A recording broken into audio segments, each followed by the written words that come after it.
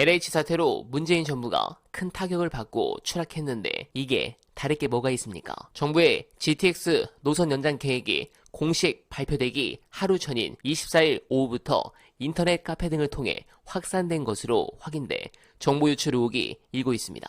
포털 네이버 부동산 관련 한 인터넷 카페에는 전날 오후 7시 12분 내일 발표 예정인 GTX 역들이라는 제목의 글이 올라왔습니다. 이 글에는 내일 발표 예정이라고 합니다. 라는 설명과 함께 정부가 이날 오전 새로 발표한 GTX 2기 노선 계획인 D, E, F 노선에 대해서도 구체적인 정차 지역까지 포함한 내용이 들어있습니다. 물론 이 건에 대해서 주식도 아니고 부동산은 하루 전에 유출된다고 뭐가 달라지냐 할 수 있을 겁니다. 그러나 정작 원래 저 정보 가지고 있던 사람은 얼마 전에 가지고 있었는지 그건 아무도 모르죠. 매우 심각한 건이 터졌는데 이 부분 좀 더 민주당이 강하게 파고 들어가길 바랍니다. 분명 양평고속도로 마냥 구린 스멜이 펄펄 날 것이라 생각합니다. 그리고 추가로 재밌는 소식을 보고드리면 용산에서는 하루빨리 김경률을 날리고 봉합으로 가자는데 한동훈이 거절했습니다.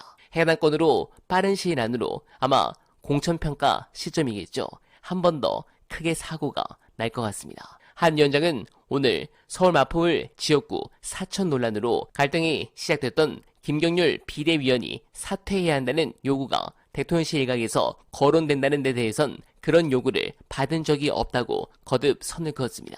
한 위원장은 전날에도 김 비대위원의 사퇴가 이른바 유난 갈등의 출구 전략이 될 수 있다고 보냐는 질문에 그런 얘기를 들은 바가 없다고 말한 바 있습니다. 여권 일각에선 김건희가 명품 가방 수수에 직접 사과해야 한다고 강한 어조로 요구해온 김 비대위원의 사퇴가 유난 갈등을 일시적으로 봉합할 카드라는 주장이 나오고 있습니다.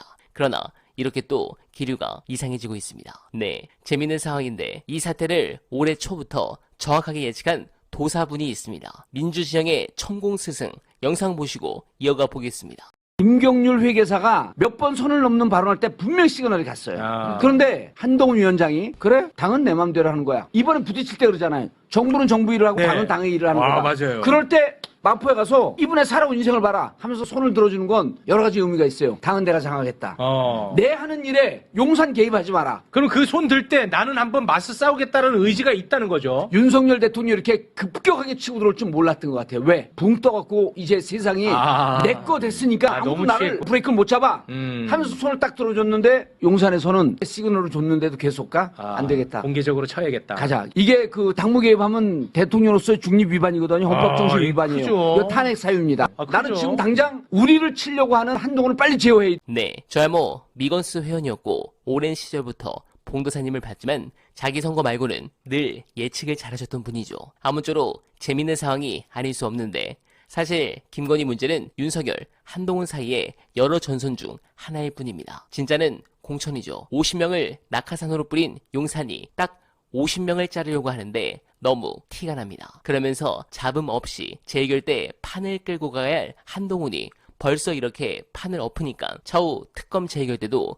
용산의 걱정은 이만저만이 아닐 겁니다. 실제 오늘 정보지글이 쫙 돌고 있는 내용을 보면 이준석 신당에 연락을 취하는 중진 의원들의 수가 늘어났다고 합니다. 이건 이번 사태로 윤석열이 좀 더 그립감을 강하게 드라이브를 걸어 공천에 힘을 쓸 것이란 예측 때문으로 풀이됩니다. 말 그대로 천운의 기회가 다가오고 있는 것입니다.